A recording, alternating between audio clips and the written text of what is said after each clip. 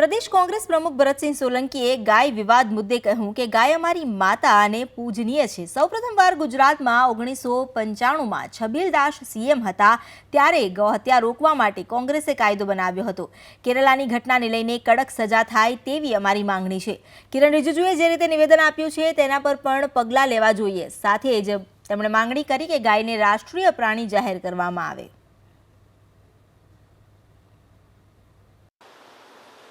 गाय આપણા સૌના માટે માતા સમાન છે। ગાયને આપણે પૂજીએ છીએ, આપણી સંસ્કૃતિ એને પૂજે છે। અને સૌથી પહેલું ગુજરાતમાં ભારતીય જનતા પાર્ટીની તો સરકાર હતી જ, પણ એ ગૌ હત્યા મામલે કોઈ કાનૂન લાવી નહોતી।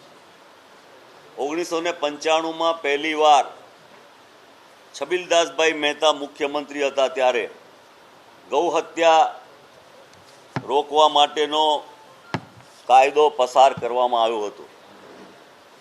ઉનાના બનાવ બન્યો ત્યારે પણ ગૌ હત્યાને અમે વખોડી હતી અને કેરાલાના મામલામાં જે બનાવ બન્યો ત્યારે એમાં જે કોઈ સંડોવાયેલા હોય એની સામે તાત્કાલિક પગલાં લીધા, એમને સસ્પેન્ડ કર્યા અને કાયદેસર જે કંઈ એમના સાથે કડકમાં કડક સજા થઈ શકે તે માટેની માગણી કોંગ્રેસે કરી।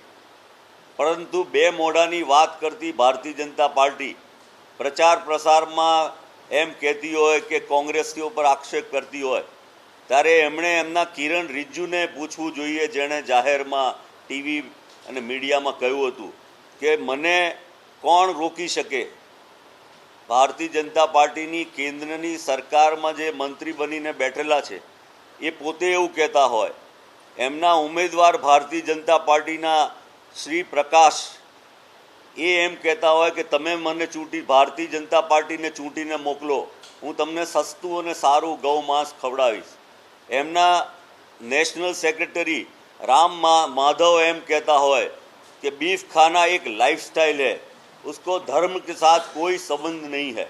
આજે પણ ગુજરાતમાં ગેરકાયદેસર કતલખાનાઓ ચાલે છે।